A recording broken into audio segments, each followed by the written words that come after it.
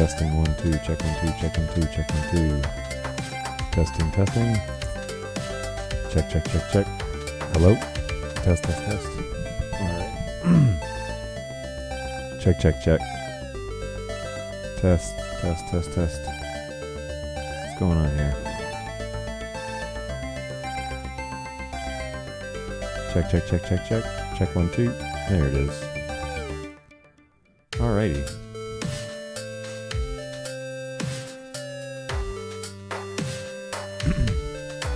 Test.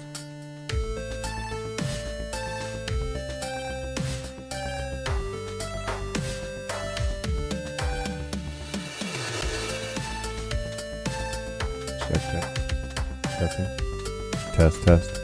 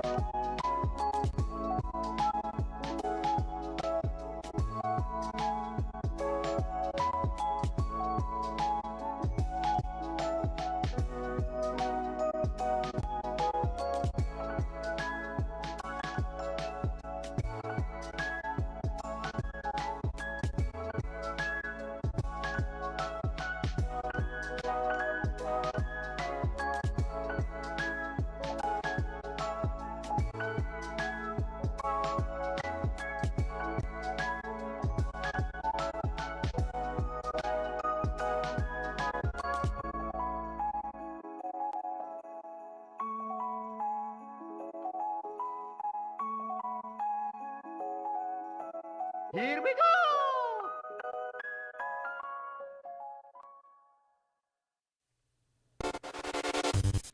Hey, what's going on, everybody? Something is up with the tunes here. They're struggling, aren't they?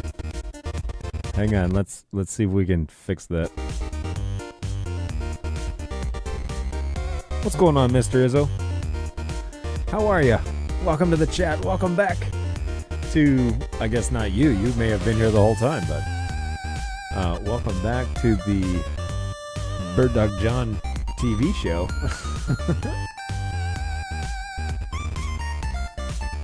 Anyways, thanks for hanging out.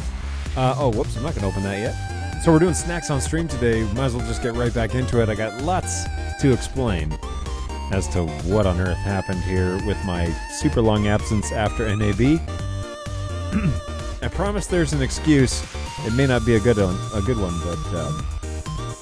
we do what we can. What's going on, Michael? Mr. Graves, welcome back. Appreciate you jumping on the stream here today. Man, I'm so happy to have my RE20 back. Not that it went anywhere, but I'm happy to be doing a show on this microphone because, yeah, it makes a big difference. So I don't know if you've noticed, but on our YouTube page, the BirdDog YouTube page, there's my interviews that I did at NAB. Now, among other things, with a bunch of people canceling and whatever, we didn't do as many as we wanted. Of course, that's usually the case, right? But we did have some fun, and we did talk to a handful of people. So those interviews are up there. And during that show, we used the SM7Bs. And they were great for the crowded NAB floor, but I feel like they wouldn't. I feel like my studio works better with the RE20. So I'm really happy with my decision to go with this. What's going on, Balu? We are back. Pretty excited about that. And sorry about the late show. Sorry about the late show. 1 hour late. But our NAB gear literally was dropped off at the front door off a truck this morning at like 10 a.m. So we hauled it all up here, and I went through the boxes that I thought my stuff was in, and most of it was. I didn't box up the stuff from NAB. I left that to others because not too sure if everybody knows this, but I got COVID while I was at NAB. And so I was in isolation in Vegas for a few extra days while we kind of sorted that out.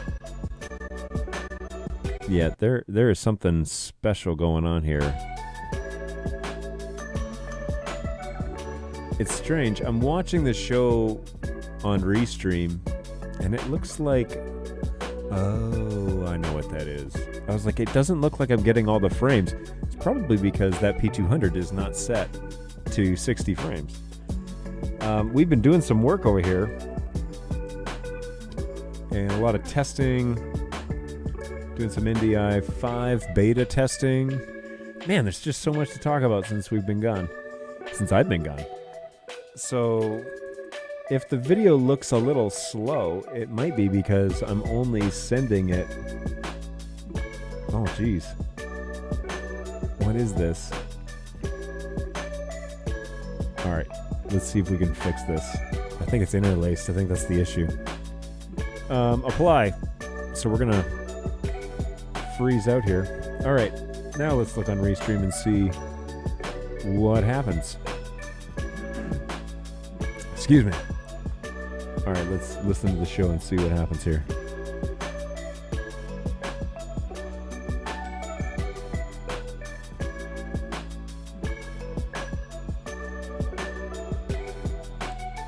Oh man, that's so much better. Excellent. Alright, cool. Just gonna give a little wave to Restream, see what happens here. But I think that's a lot better. So I slapped the studio back together because I wanted to do the show today. I've already... Yeah, okay, that's looks a little bit more normal. As you know, I've taken like a month break from doing our live stream. And that wasn't really on purpose. Part of it was because I got sick at the end of the show and I didn't pack things down, I didn't bring my studio stuff back with me like I normally would. So I left all the stuff. Hey, what's going on? Facebook user, also known as Warren. Hey, thanks, Warren. Appreciate that. Yes, it's good to be back. So I left all the recording studio stuff there, and I went into isolation in Las Vegas. So the team packed everything up, put it all in boxes, and shipped it back to us. Well, then it went back to a warehouse. Then it got on the road. Then it didn't come back here. And today it arrived. And so I ripped it all out of the box, plugged it all back in. My guys are like, so do you think you'll have a show on Thursday? And I was like, I'm going live in 30 minutes. So the things I do for you. I'm kidding. I'm excited to get back here and have a chance to chat. There's lots to talk about, lots of stuff that got launched at NAB, plus several partnerships that you may have seen through my interviews that are on the BirdDog the BirdDog YouTube page. So there's so much stuff to talk about. That should fill the hour. So I didn't even do a bumper video because I was just excited to get into the show here. So, hey, I'm Warren. I ended up moving to Twitch. All right, well, welcome. Thanks for jumping over. Let me jump back into the chat here. Close. What's I say? Thanks for jumping on. Appreciate it. I know it's kind of an odd man. I can't clear my throat. I know it's kind of a strange hour for this show to be going on, but here we are. And of course, I want to be sure that we bring in the mascot, Mr. Dexter. He is still here. He is awfully tired these days. Gave me a bit of a scare yesterday, so we're just paying attention to him today, but he's a good boy. And he's hanging out with us. So Dexy's here, and yeah, it's nice to have him around the office. Nice to be back. I've actually been in the office for a week and a half now. Anyways, we can talk about that timeline in a minute. Hopefully there'll be an Australian time live stream. It's too late for this. Yeah, that probably is pretty late for you. I appreciate you jumping on all the same. But I don't know. I haven't heard of anybody showing interest in doing a live stream in Australia. So, anything's possible, I guess, though. I mean, we are a video camera company, so. One of my interviews I did, one of the favorite interviews we did was with Tom Sinclair, who it's up there. But he's the guy on the Streaming Idiots stream. He does a show on Wednesdays, and it was really good to have a chat with him and talk about all the things that he's doing. So just gonna turn this music down a bit. There's an interview there with Tom. There's an interview there with Cyan View, with Netgear, with a handful. Yeah, I thought I'd bring it down a little bit just to put it in the background. I don't know why it's all out of whack. But anyways, there we go. Hopefully that's better. So yeah, and I'm using over-the-ear headphones now. These were earphones that we had at NAB, and some of the gear from there has come back. But yeah, I've taken everything out of the box and thrown it back onto the desk. It's not organized at all. My desk is a disaster today, but it's all good. So yeah, we're trying to get life back in order and organize all of the pieces that came back from NAB, because there's a lot of them. But we had a really good show, and we did announce some stuff, and so that's pretty exciting. And we showed a lot of gear too. So yeah, it's coming along. I'm just going to move this a little closer. So the purpose of this show, I mean, I'd love to reminisce about the last month and what I've been up to, but the purpose of the show is to answer your NDI questions. So if you have a BirdDog question or an open ticket or something that you'd like to talk through, feel free to let me know. shoot me a message. You can join the chat in Twitch, YouTube, and what desk isn't messy? Some stuff. Yeah, mine. This one's messy. The one in my office is messy. My lobby is now full of boxes. Yeah, it's a little out of control. So, anyways, if you have a question, join us on chat. YouTube, Twitch, and Discord are where you can join us. Facebook will add your name to the chat. It'll add your comment to the chat, but it won't tell me who it is. So, there you go. Those are your ways to join in the conversation here on the support channel stream.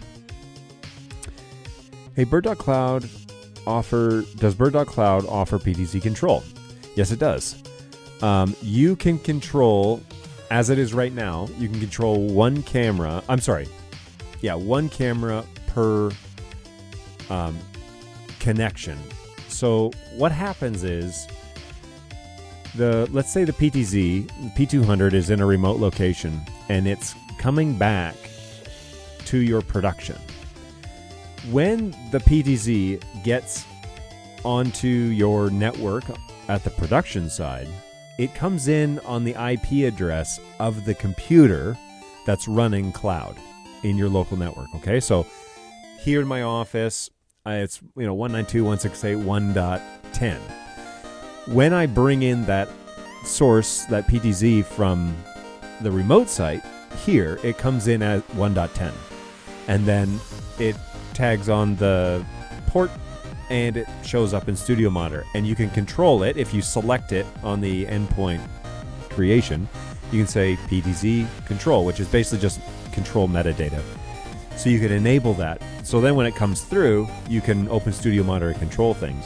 You can also connect one camera to a keyboard, but you can't connect multiple cameras to a keyboard.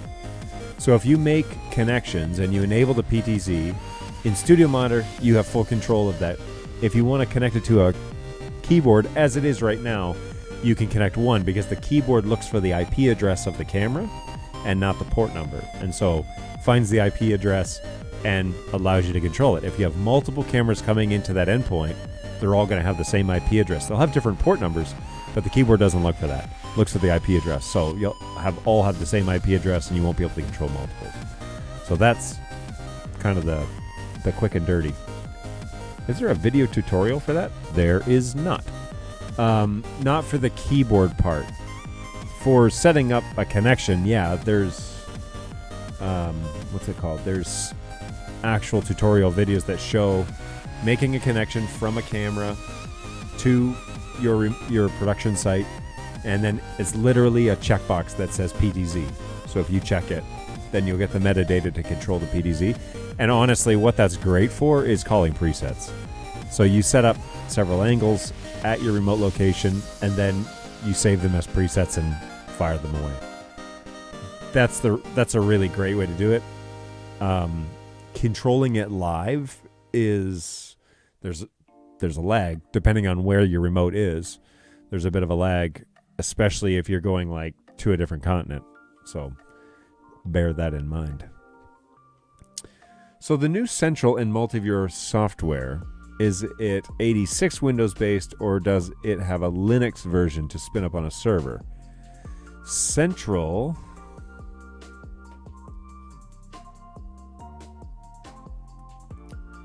I thought Central was running on a Windows 11 machine the last time I checked.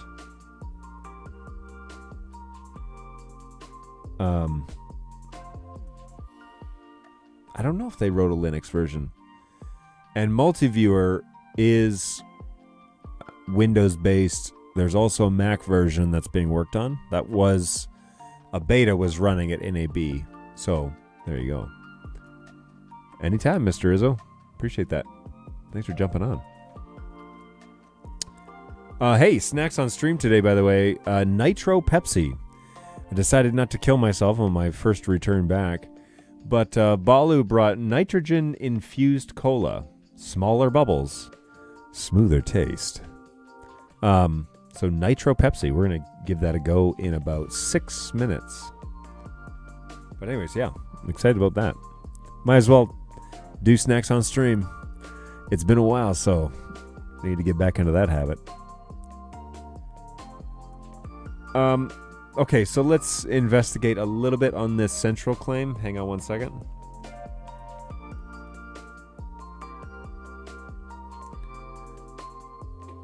So I think the Central 2.0 version is updated on the website, but it's not available for purchase yet.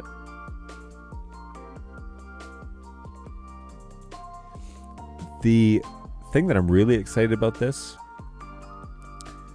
is now it's browser based and not executable based. I think that's way better, especially from a support standpoint, because desktop support, and that was killing us. Whoa. The CPU is maxed out here. Let's kill some of these Chrome tabs. Nope, still maxed out. All right, what am I doing here? Nothing. I'm not doing anything that's causing it to run that hot. Oh. Yikes. Maybe it's this website.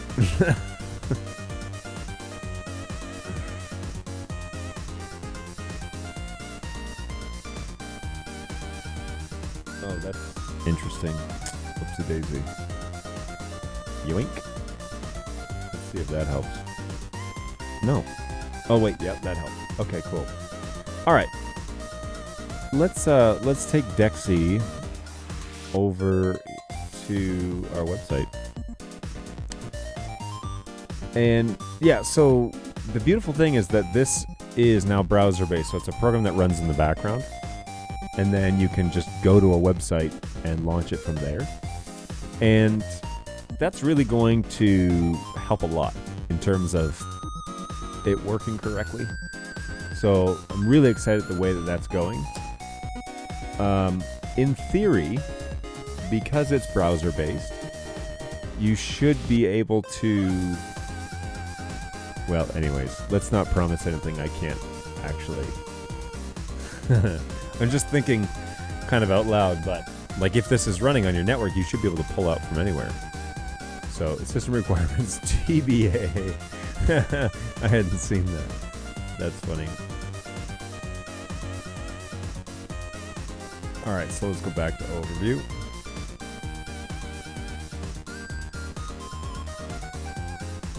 I may have been confused, but what are the new software network-based ones? Say that one more time. Browser-based is 100% better, but where and how is the web browser run? Yeah, so that's going to be, right now I know it's on a Windows machine. I can't guarantee that there are other versions coming. I thought they said there was a Linux version, but I may have misheard them, so don't quote me on that. I can't guarantee that. I will ask and find out for you what the deal is. Oh, that's my iPad's ringing here. Hang on.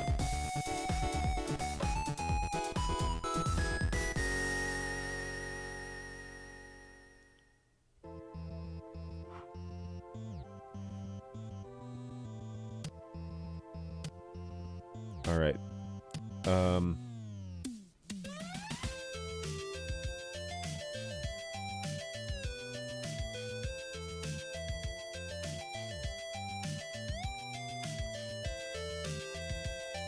Let's see if one of my salesmen know.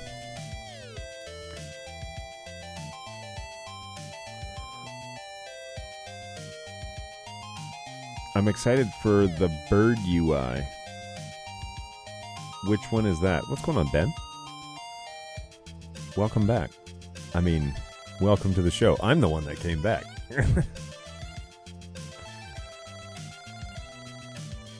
By network-based, I think I got ahead of myself and already thought of it being able to access it from multiple computers on the network. Yeah, as I know it, the way that it was shown at NAB was the program was running on the server and then we were showing it on a web browser on that machine. That's how I saw it functioning. Can you turn the music down more? I just turned it down twice. You guys and your delicate ears. All right, let's go with this. Let's see what we can come up with. I gotta listen to this.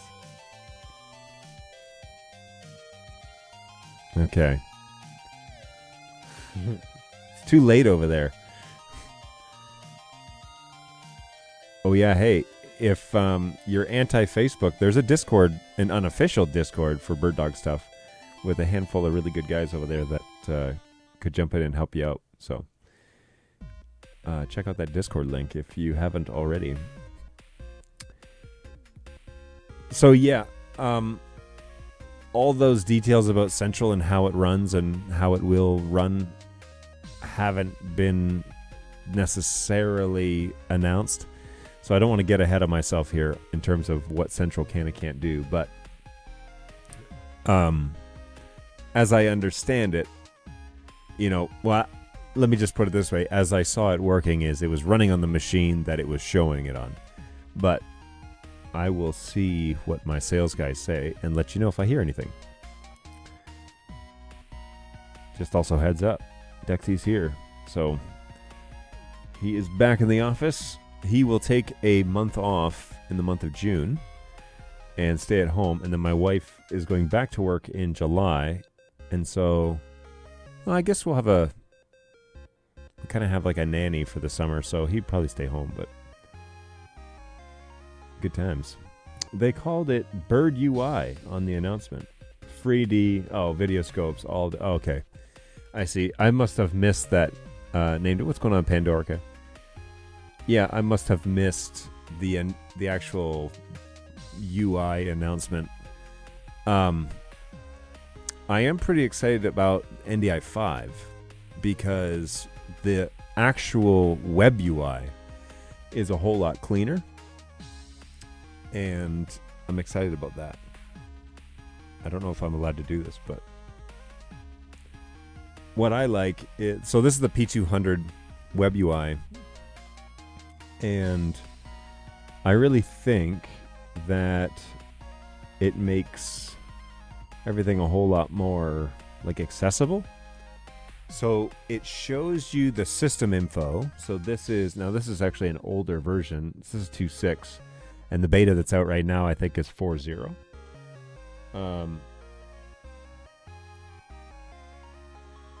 So system info tells you what the CPU is up to in the camera, but it also tells you how busy your network is, which is a little NDI analysis trick that we use, and that's super handy.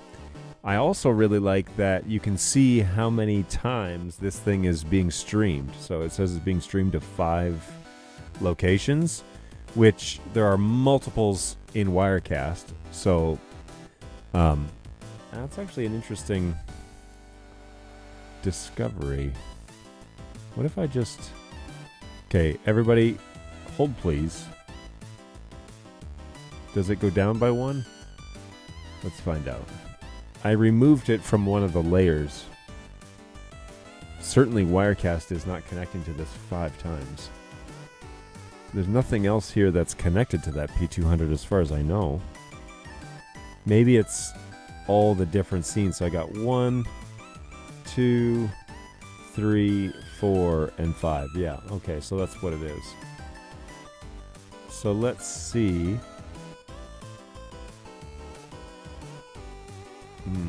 Wait. 1, 2, 3, 4, 5, 6. So that can't be it. Interesting.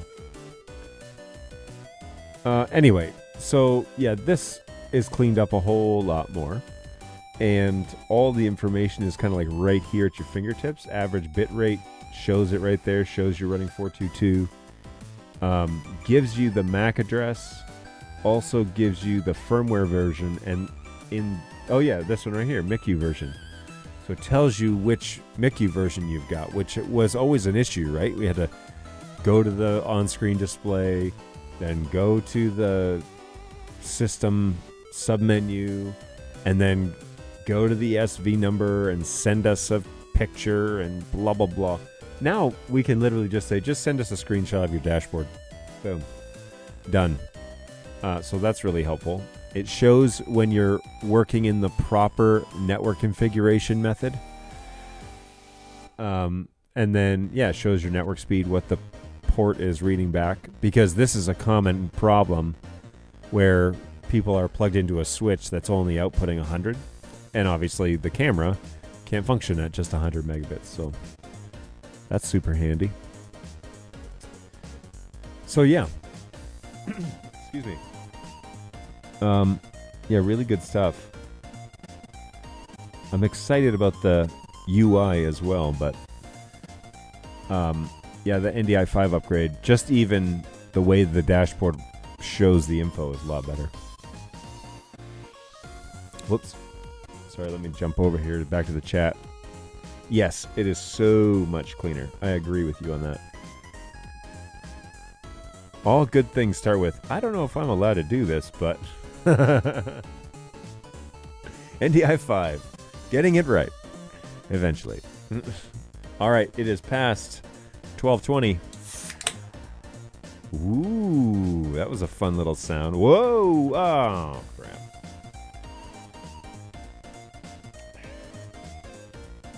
Had a little spill on aisle 1.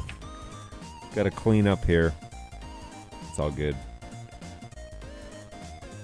That was quite the start your engine sound. I'm not too sure. I think that was on purpose. I hope it was, because I'm about to drink this. Pepsi Nitro, or Nitro Pepsi.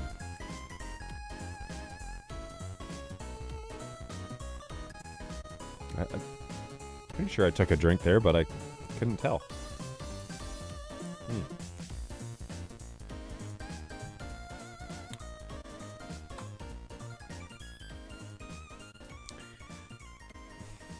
Interesting.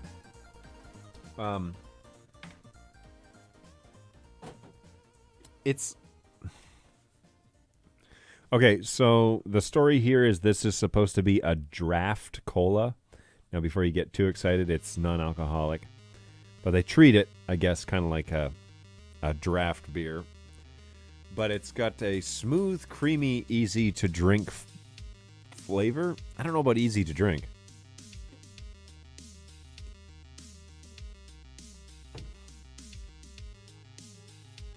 It's definitely different though. Like it's got a, yeah, it's like the creamy part I understand. Doesn't really have that like small bite that Pepsi has. But Facebook user says any ETA on plays, and the answer there is no. I thought we were going to have an ETA at NAB, and we didn't get one. And so they are in manufacturing right now, but the firmware is still being worked on. So there is no ETA on that yet, as I know it. It tastes flat. I mean, I didn't want to say it, but it does taste a little flat. You're right. Pepsi Nitro, doing what Guinness has done for years. Making flat beer? Any more info on SRT and RTMP with the updates? So that's Silicon 2. That will happen after Ndi5 is done. So Ndi5 is in beta right now, which means they're still working on it. They're also working on Ndi5 for converters. So that's an update that's pending. But Silicon 2 will happen after that. So that's when the SRT and RTMP stuff will happen. Which, quite frankly, I hope I get my hands on early with that, because I need to wrap my brain around all these other new protocols that we're going to be supporting. It's a tall order. So anyways, yeah, Nitro Pepsi. I probably wouldn't buy it.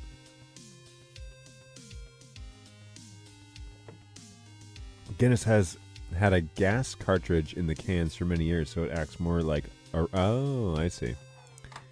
Question for you about the new Ndi5 Beta. Senseless? Shouldn't you know the answer to this question? What do I pay you for?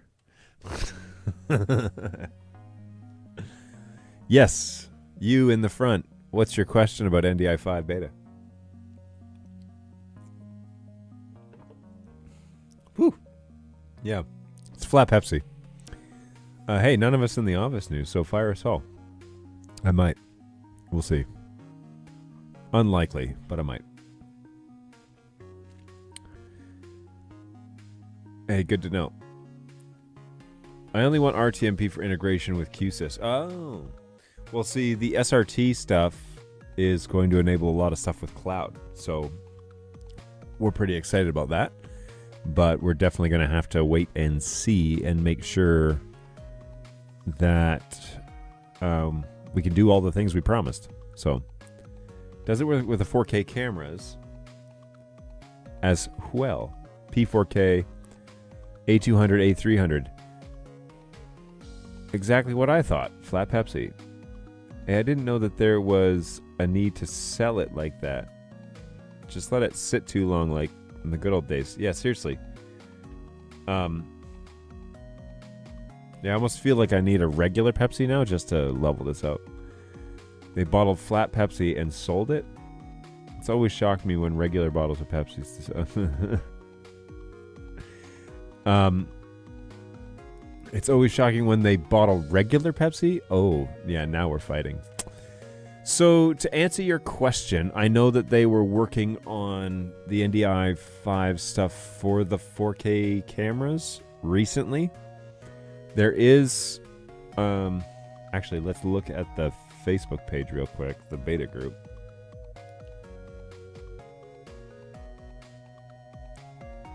Because I don't know if they launched it. Beta testers. Yeah, okay, so 4.4 is available in the beta tester group. It's testing the functionality of the 4K, P4K and P400. I don't know about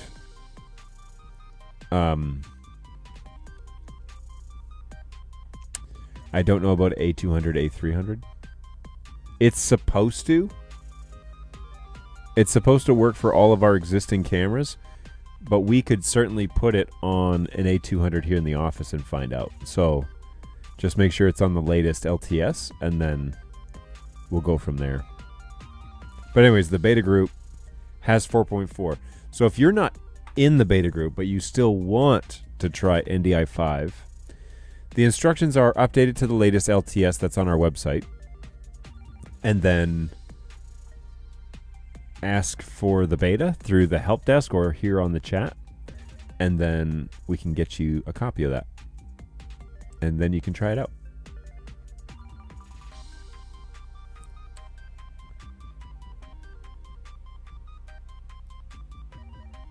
I'm trying to help get a serial number off an A200. I was hoping Ndi5 would be an easy solution. Yeah, so we need to confirm test this. In theory, it should work because the image module is the same as a P200. But I haven't officially heard. We may want to ask QA if he's still awake in Poland. Hey, random question. I've been having with the flexes. I don't know if it's a me problem, but with the Flex 4K ins, I've been having a lot of trouble having computers constantly plug into them. They sometimes work and sometimes have no input. I plug in a mini and it works every time. Yeah. Okay, so I believe that there is some of the metadata on the EDID side that's missing here. The solution to that for now is an EDID pass-through, which is like a, I don't know, $15 little module, and it would force the Flex to always request the same resolution every time. So when it's left in auto, in theory, it should work. But well, it's hard to say, but it appears to me that the EDID information that's outputted from Flex in is not telling the device what resolution it needs. And so the device, when it connects, just goes to full resolution. An EDID pass-through, which I have one here, an EDID pass-through will set that to, you can buy all different resolutions. So it'll set it to something specific. In my case, I would prefer 1080p 30 or 60. And then every time you plug a computer into it, it will be told, send it 1080p 30. Actually, and I like it. I like having one of these in line anyways from an AV standpoint. Like if you're using a FlexAN to capture a podium computer or something like that, I like it better because you're going to always get really consistent results. You're going to force the computer to output the same thing every time. So it is possible as a firmware upgrade or update for that to be corrected. We really need to get it right before like wall plate hits the market, because that's obviously going to be a function of wall plate. So we are constantly talking about it, but what is going on here? We are constantly I'm constantly talking about it to, and they're probably pretty annoyed by that. Let me see if I can fix this here. There we go. And the engineers are probably really annoyed by that, but that is what needs to happen.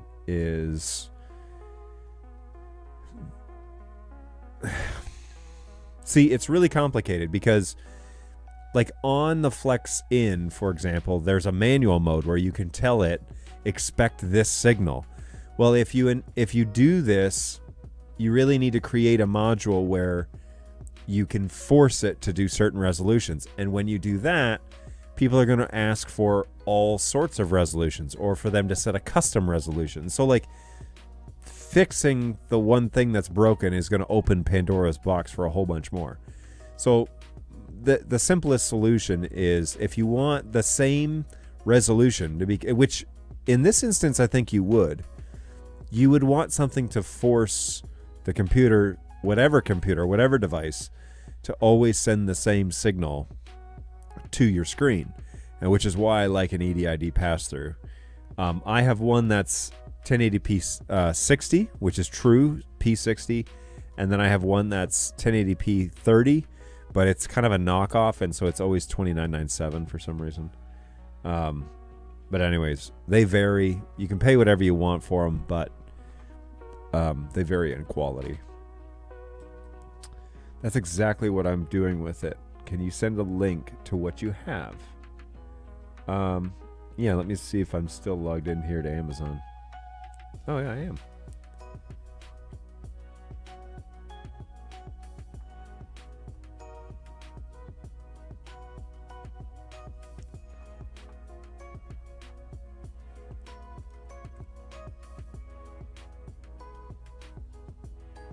Yeesh.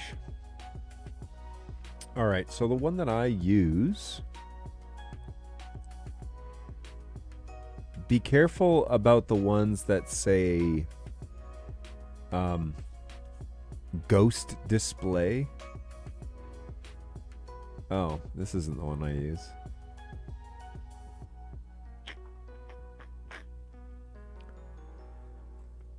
Hang on one second.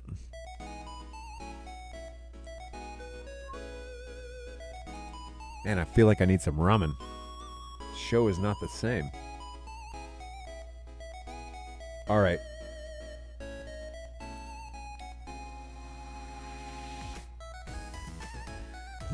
Yeah, so be careful about the ones that say dummy plug, because all they do is enable your computer to think that it has two displays, and then you can like do screen capture with it, but you don't want that. You want pass-through. So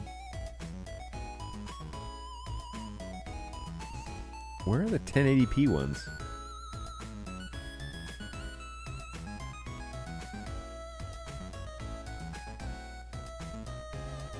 Okay, so mine is no longer for sale. Bummer. So I need to probably get a different one that is for sale. I have some of these. Let me throw this up on the screen so you can see what I'm looking at here. have a couple of these. You want to make sure, though, this brand... Yeah, okay, this has the actual pass-through. So that's what you want. And then pay attention here. 1080p 4K at 60 hertz? That doesn't make any sense. EDID pass-through. Oh, can you set it? Some of these you can, like, dial in. No, you can't set this one. I saw one where you, like, turn a rotary switch and it changes what you have. Oh, here. Wait, what? Okay, so maybe that's not what you want. I'm very confused by that product. I have one that's very similar to that. It's like this. Except it's not 2160p60. It is 1p? Oh, one piece. Oh, that's confusing. 5994. Yeah, this is the cheapo that I have. It's like 1080p, and mine's like 2997 or something. Last purchased. Yeah, see, okay, so I did buy this one. But it's not full 60. So there you go. It's something like that. That's what we're looking for. Keep talking about it. I'm holding off buying. Hang on, sorry. I'm holding off buying 15 of them until all this is sorted. Yeah, well, look, it's going to be a reality when we launch Wallplate, because people aren't going to want to stinking set their display preferences every time they want to plug into a Wallplate unit. So they're going to have to get it right by the time that launches. What's the difference between the Flex versus Mini with EDID? Mini just seems to always work. Mini is a much older software firmware code, and Flex is a completely redone one. So it's different. I think it's actually even different developers, to be honest with you, but same lead developer, but different guys behind the scenes. So to say that I've been talking about it is kind of an understatement. Like, I have sent them white pages on Crestron EDID expectations and stuff like that. So we are working on it. I promise you, we're working on it. But yeah, it's just not finished yet.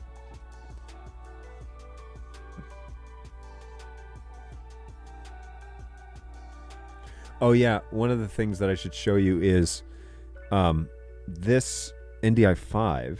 One of the things I love about this is the Ndi5 now has the ability to turn off the stream, but not kill the stream. So we're still outputting the 1080p 60 that I was outputting before, but you can just turn off the stream, and when you turn the stream off, it just outputs the BirdDog logo, which I think is really slick. And so you can turn it on, or you can turn it off, and super handy. So I love that. Yeah, I love that. That's great. Yeah, anytime. Anytime for that info. Sorry, I'll put the chat back on the window so you can see what I'm talking about. Yeah. So the pass-through does seem to be like a good little stopgap if you're like needing to get the install done today. You know, they're like $12 or something like that. Oh, this one's $21.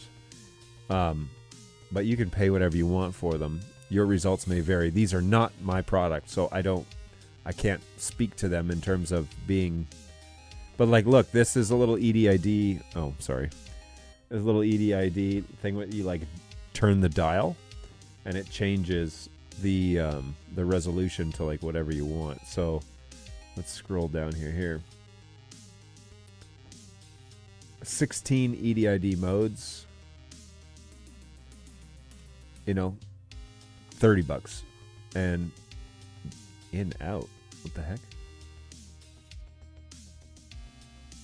Is it a pass through though? It should be. Yeah. So Yeah, it's cool stuff. But that's basically what it is. Removes compatibility issues between sources and displays. So that, again, if you need to do that today, something like this would be just a simple fix, and I can verify that it's working because I do that with screen capture for, well, I was going to use it at the podcast booth at NAB, but I ended up not needing to capture anyone's screens. So yeah, you are welcome.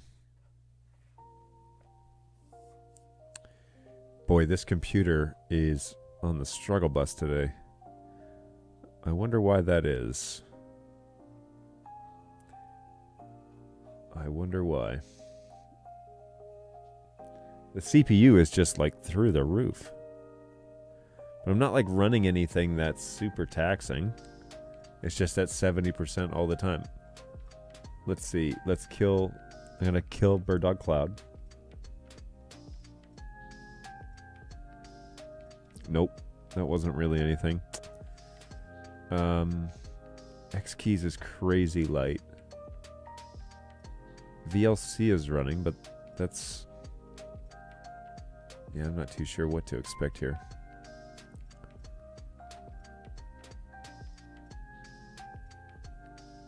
Weird. Well, anyways, good stuff. Thanks for coming along, everybody. I realize that today's show is a little off, and so all good. But we're an hour behind, first of all, mostly because I found all my gear, and it all arrived back from NAB this morning, and so I threw it all together, jumped online when I thought I had it together. So here we are. The new monitor that was announced, recording quality. What would we expect? Well, again, all the details about this are not completely out yet. The new monitor is called Core. There is a 5.5-inch model and a 7-inch model. They do onboard recording. They do tally. They do everything's, NDI, so you can select the source that you want, all that sort of good stuff. Come on, BirdDog TV. Let's rock and roll, man. Hang on. All right. NAB. All right. Let's throw... well, let's... here, I'll put Dexy up here with me. Okay. So... let's take a look at these tech specs. Is there a specific one that you're looking for in terms of format that you're looking for? Currently supported.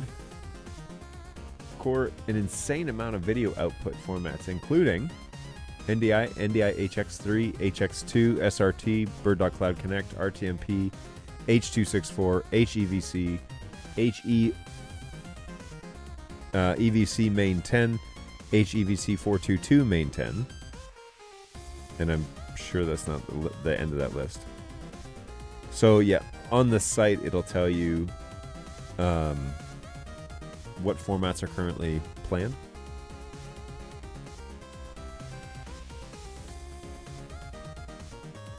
Ooh, flat Pepsi. That is what that is.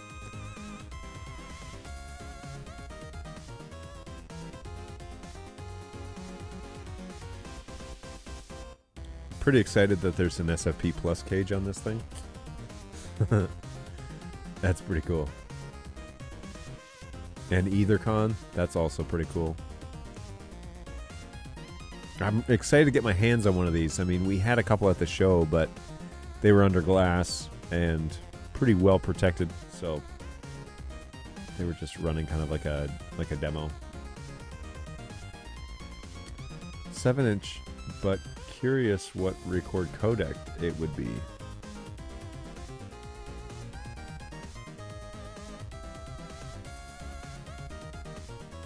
You know what? I don't know. Let's see if someone does.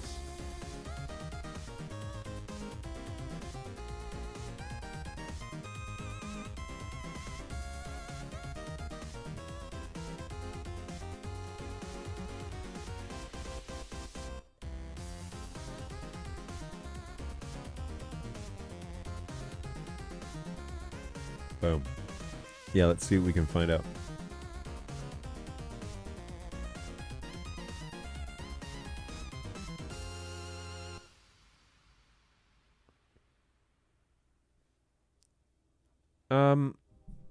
I mean, H.264 is definitely on this list, right? It's already here.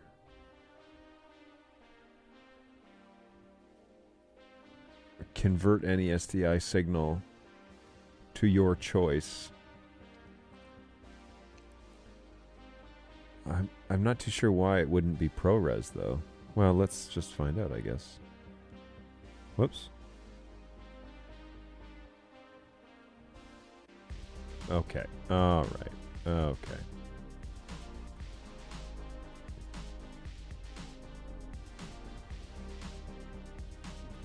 Okay, ProRes is not on that site. That's all good. I don't shy away. Okay, so those two words are not on this site, raw or ProRes. So let's see if my sales guys know anything, because maybe they will have heard.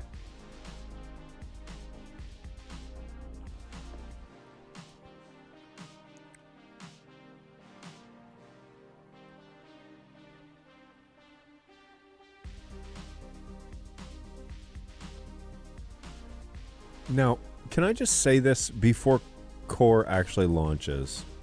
Okay. Look. It's aircraft grade aluminum chassis. Can we not throw these around? Like, can you treat them like delicate electronics still? Because, yeah, good golly. The amount of abuse that like the Studios and Minis took because they were just in a metal case, man, people destroyed those things.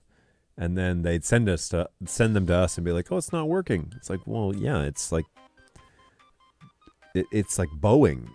Did you run this thing over with a truck? So, yeah, still treat it like a expensive electronic, and you know, it'll serve you well. But I just want to put that out there before people buy them and then start like beating them up.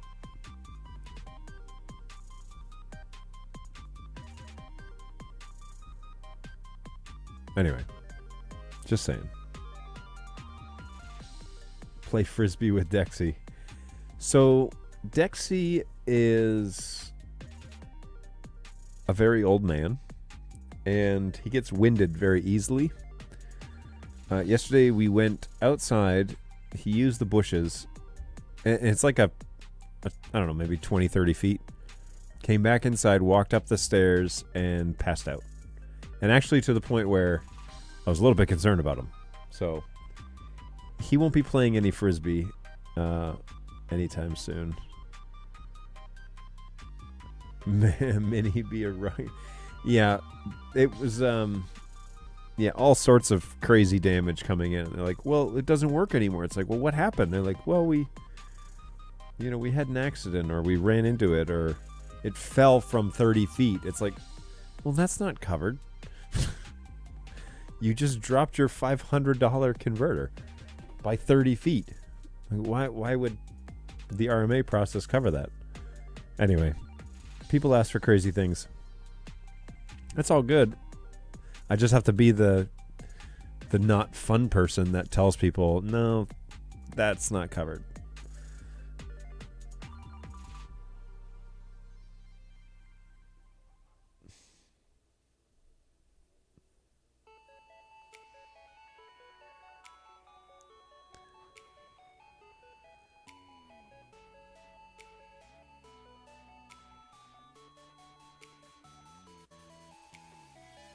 That's my job. Yeah, I hired somebody to do that.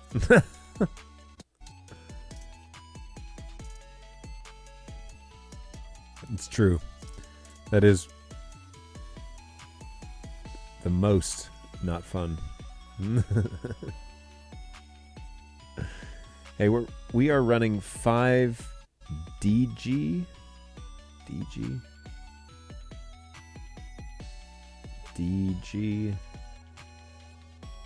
P200s, and we're having an issue with IP addresses. Can you help? Sure. What's your problem? Oh. Buy followers. And then you got axed. Yep, you're not allowed to do that on here, man.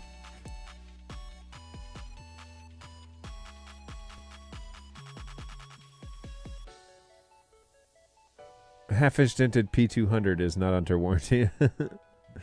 Yeah, we've seen some crazy stuff. Oh, BirdDog.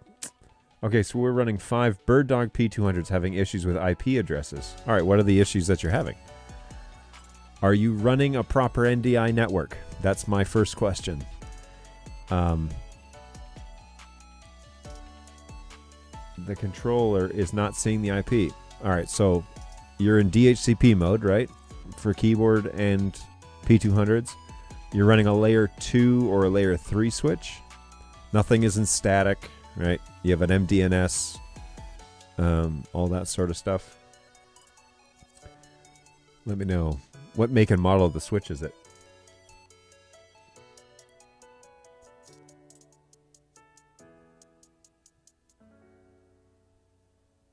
Always static.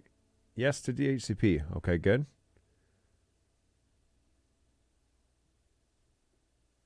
Is the keyboard getting an IP address? That's the next question, because if it's not, both need to be updated to the latest or same release of firmware. That's true. That's a good catch. So yeah, everything needs to be on LTS at this point. Linksys LG. Okay, I'm going to Google this one. I'm not familiar with this.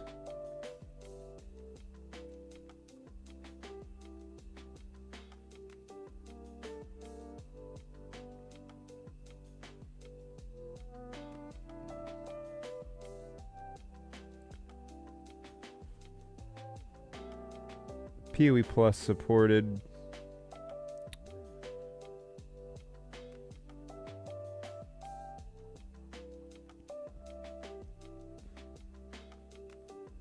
Oh, okay. So I'm just reading through the spec sheet.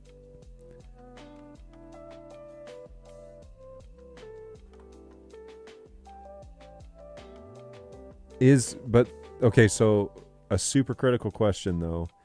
Can you get to the Web UI of the keyboard? Let's start there. Let's start there.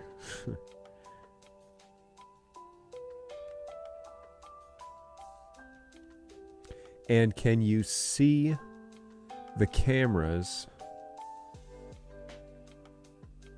Can you see the cameras in Studio Monitor? What is a proper NDI system?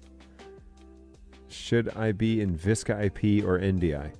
Well, depends on how you want to connect, but you know, with BirdDog cameras and a keyboard, NDI is what you're going to probably want to pick. So I would, yes, we are trying the Web UI. Okay, yeah, be sure you can get there, because that's going to be critical. First of all, make sure that the keyboard is talking to the network correctly, because if it's, for example, not in the sub range, it's not going to find anything. So if it's like stuck, for example, on 192.168.100.100 or 0.100 or something like that, I can see cameras, I can't control them. Oh, you can see the cameras in Studio Monitor, but you can't control them? I'm assuming that was a caps lock and you're not shouting at me. That is likely a baseboard update that didn't happen. If you can see the cameras, it means the NDI chip is working, but if you're not able to move them left, right, up, down, that's a baseboard problem.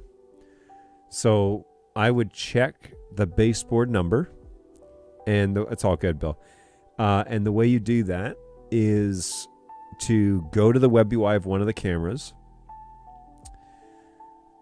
go to the PTZ submenu, like across the top, and click on OSD and then click on off. And if that screen does not come up, then your baseboards are not updated. So you have to do the USB update. Again, preferably with a different USB stick. And yeah, with a different USB stick. If you're formatting the USB stick, well, when you format it, you go through the disk utility stuff. Make it 2 gigs or 2,000 kilobits. Don't make it 8. I actually took that video down that says 8 because it causes more problems than it's worth. But anyways, not all USB sticks play nice with the P200 USB port. We don't really know why. We've asked the manufacturer for more information on that. That is possibly the problem. If the OSD doesn't turn on, then it took me like 4 USBs to get it right when I upgraded mine. Yeah, we have luckily found some USBs that seem to work fairly consistently. But the problem with that is USB manufacturers change their media, their storage media, regularly. And like the component shortage thing is affecting them too. And so they change their storage menu. So like one manufacturing run of the same USB stick may be different from another, which means that one run works and one doesn't. So I could recommend something for you, but no guarantees if you're going to get one from the same manufacturing run that I got it from. So it's like, it's really annoying. We're trying really hard to eliminate this USB update thing because it is a thorn in my flesh, to say the least. Senseless. Boom.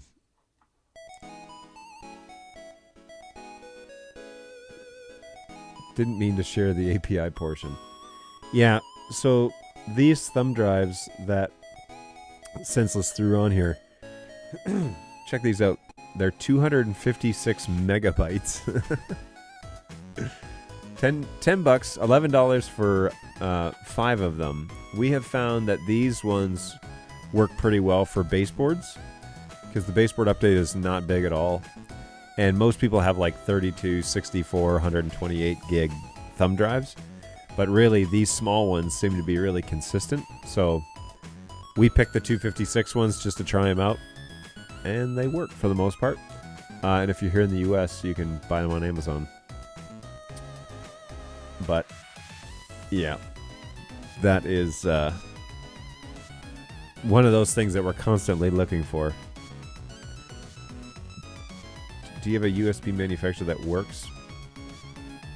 Well, like I just said, everybody changes their stuff, so it might work now, but the max PoE draw for a P200?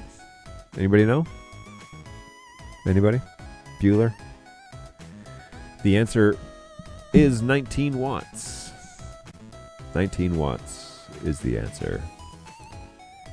How can we be sure the update has been... Well, when you can access the OSD again, or when you can move the camera. Because those movement commands come in over NDI, metadata, but then they get converted, and the baseboard reads those. And so, if you can't move the camera head, and you can't get to the OSD menu, it's a clear sign that it's not up and running. So, hey, it's Tom. What's going on, Tom? Thank you very much. Shortly after I saw you, I got very sick. So it's good to see you. Welcome back to the show. Yeah, so the USB update, if the OSD turns on again, that's how you know. Through the Web UI. The new beta for the cameras is great. Oh, I'm glad you're enjoying that. We talked briefly about that. And I really like how clean it is. So, you caught it from me? No, I did not get sick from you.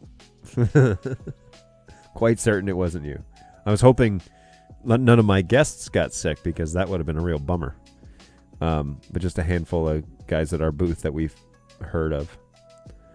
So, if I can't control the camera, the update has not worked. Thanks. Correct. That is a symptom of the baseboard not working. Something easily overlooked, senseless, is that our firmware downloads have a document that is titled Update Instructions that includes a section that explains how to verify the baseboard is updated. It's true. There's a small little blurb in there that shows you how to verify if the baseboard's updated. So that would be a good little place to reference as well. Or you can come back here on Thursday. I think we're planning on doing a show on Thursday, so yeah, come hang out and let me know. Is there a way to clear the old IP address from the controller?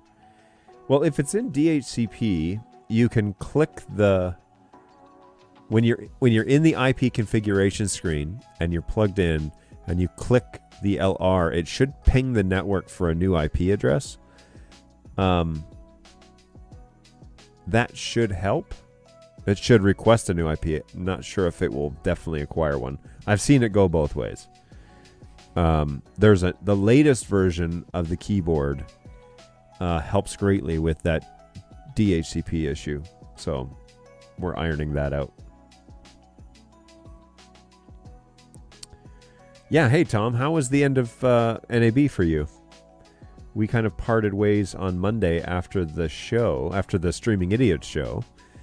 And I guess I saw you again. Was it maybe... well, maybe it was Monday you were by, or Tuesday. You came by to do some recording. But anyways. But after the podcast, which is up on YouTube, by the way, which I never sent you a note about, I'm sorry. But also then after the party, that was when we kind of parted ways.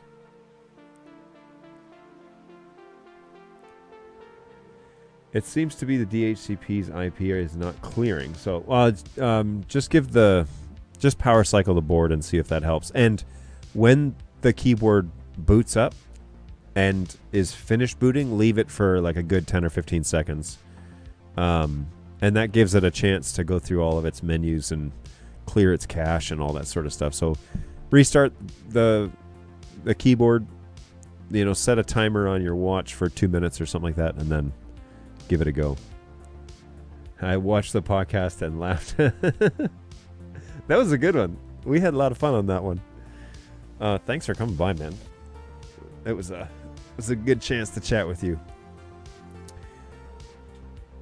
Yeah, I enjoyed that greatly.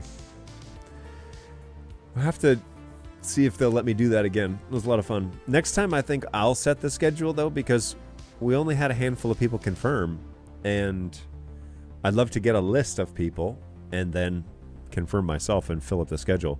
Because the first day and a half, when you were by, we were pretty busy, and then afterwards, we weren't really doing anything. So I was grabbing BirdDog guys off the booth, sitting them down, and then either interviewing them or talking to them about stuff that's coming up. So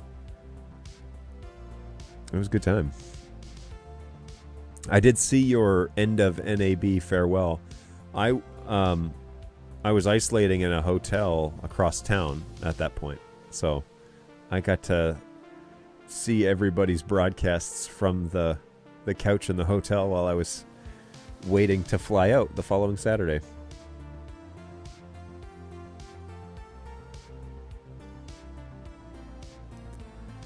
Good stuff. Well, yeah, it's good to be back, everybody. We are, yeah, it was a bummer, that's for sure. Hey, I need to sleep. It's 2:30 a.m. and I work in the morning. Yeah, we'll see how much work you get done. Which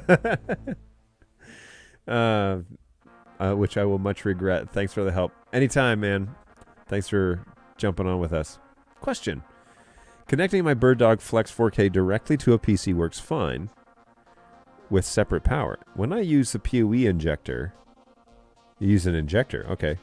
Somehow that messes up the IP connection between the PC and the Flex. That's interesting. What injector are you using? Because all the injector is supposed to do, all it's supposed to do is add power on brown, white, brown. If you're using B scheme. So yeah, it shouldn't interfere at all with, it should just be a data pass through otherwise. So I would check the internal pins on the injector for the NIC card and see if any of them are bent at all. Because if, what is it? Orange, white, orange. I think it's orange, white, orange. If those pins are bent or damaged at all or tarnished, you know, that could be an issue. So I would look inside the actual unit and see if there's anything causing an issue there. Especially if the DC power is working just fine. TrendNet TPE 15 GIs. I tried more than one injector. Oh boy. Maybe it's that Southern Power. Let's see. CDW has these. Okay. Because flexes are just PoE. And so this product claims to be just fine for that.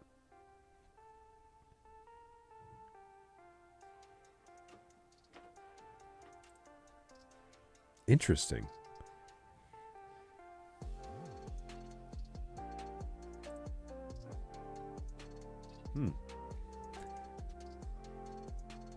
That's a new one for me, Tom. I haven't heard of an injector interfering with the oh, you know what?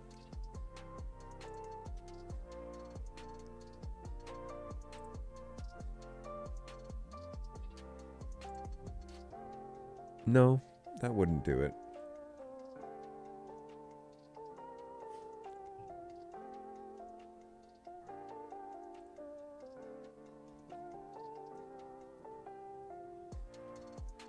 Yeah, that's a new one for me, man. I haven't heard that.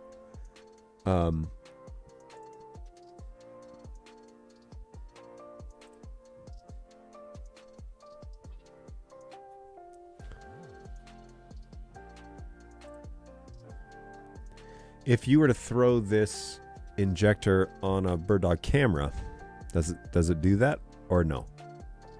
Does it work just fine? This is a direct connection to the PC. So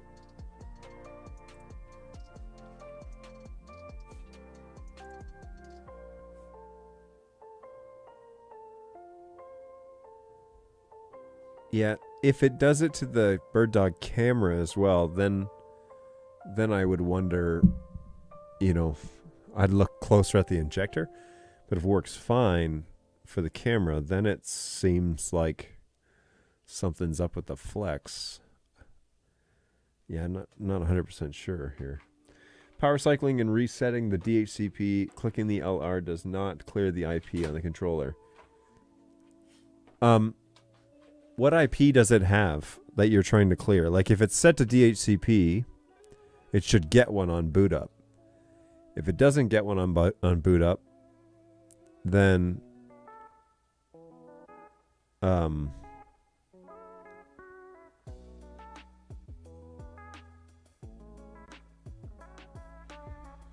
there's no switch involved.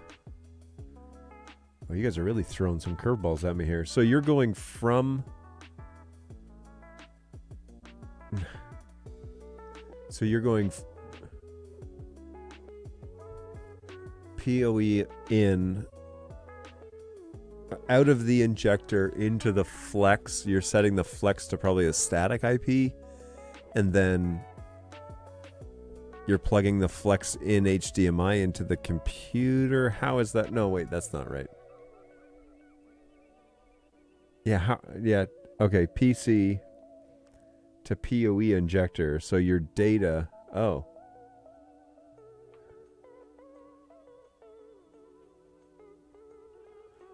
Bill, is 192.168.1, is that an actual... Oh, that's the IP I gave it in static mode.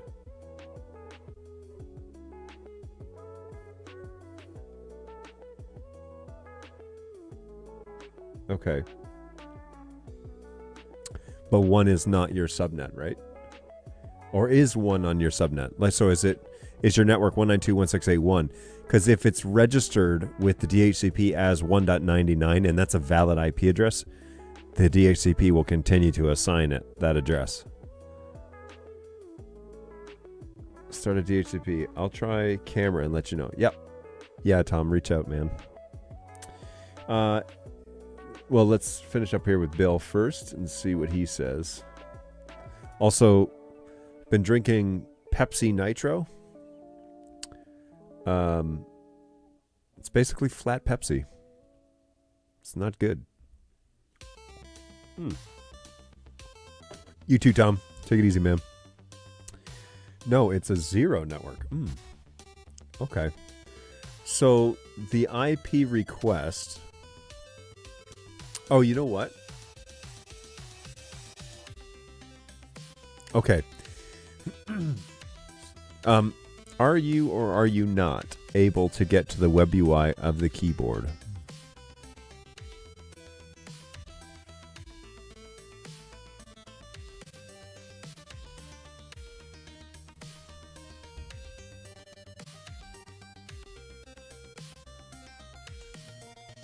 Because if you can get to the Web UI of the keyboard, and you might have, so if the keyboard is not being given an IP address, there is a chance that you can.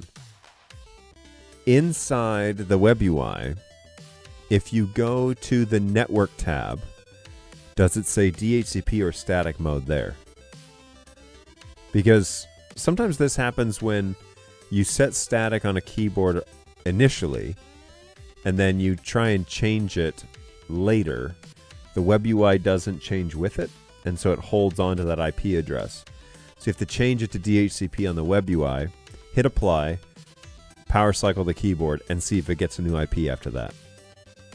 And then if that's the case, that's definitely why you can't control the cameras. Okay, so it's DHCP on the Web UI, and it still has a zero address on that network page. It's the one address, 1.99, on the Web UI network tab.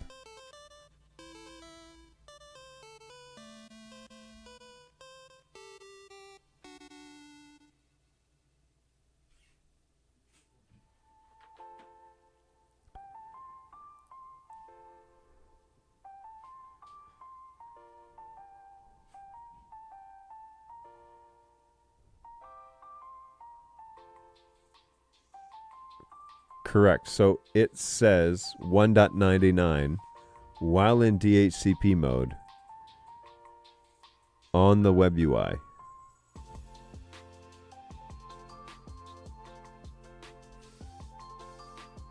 Interesting. Because that means that the DHCP either isn't responding or there isn't a ping request going out on boot up. So let me hang on. I'm just going to look at what files I have for keyboard, because I thought they said that the latest firmware file should correct this issue.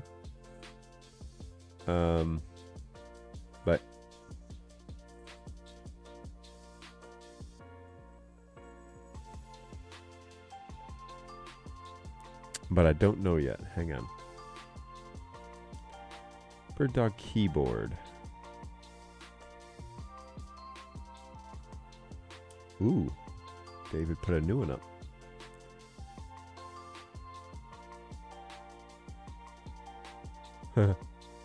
Okay.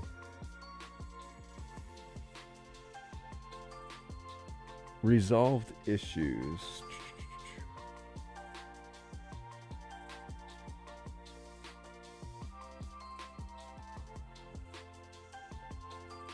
Which firmware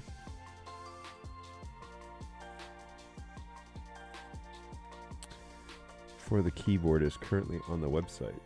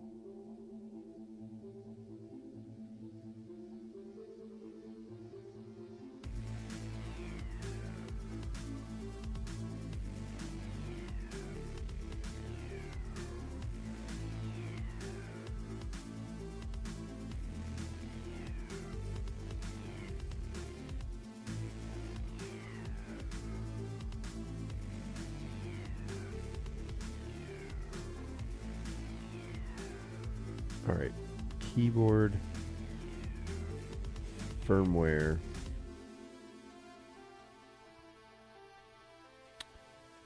(203).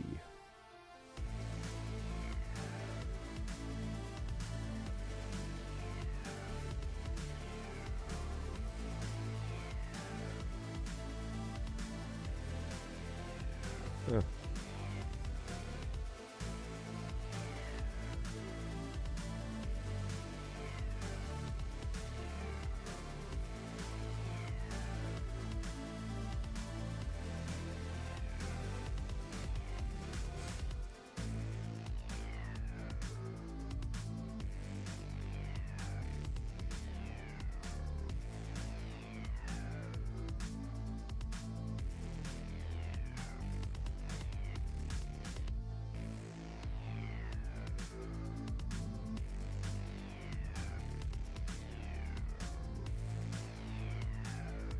There.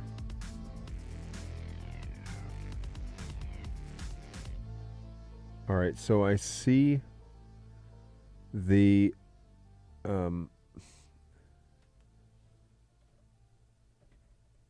whoops. So I see there is an IP correction in the latest beta. Let me test this on one of mine just to make sure. But Bill, would you just email us at help@birddog.tv and just say, hey John, I was working with you on live support stream. Let me throw this beta on a keyboard and just see if it fixes what I think it's going to fix. And if it does, I'll send you a link to it. And it's just an update file.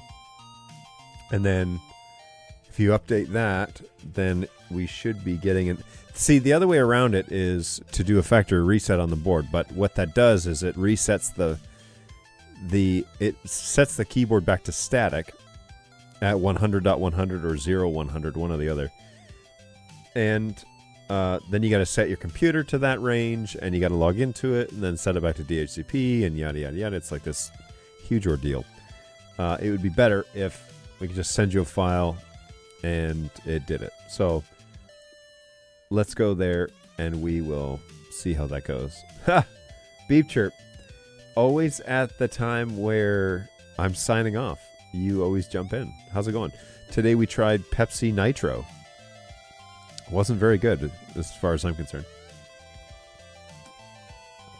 Yeah, shoot me an email, Bill, and we'll talk it through. Well, thanks for showing up, everybody.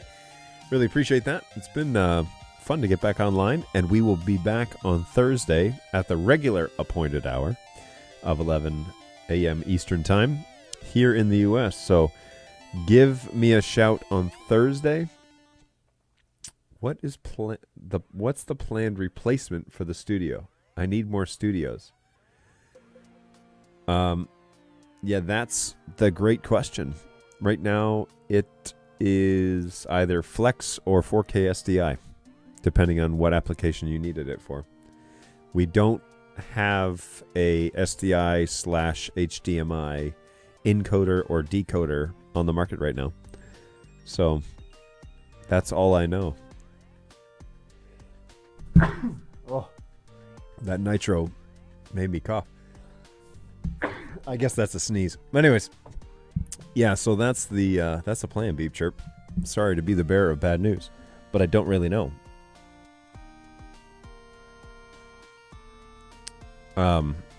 Yeah, good times. Man, I love having this microphone back.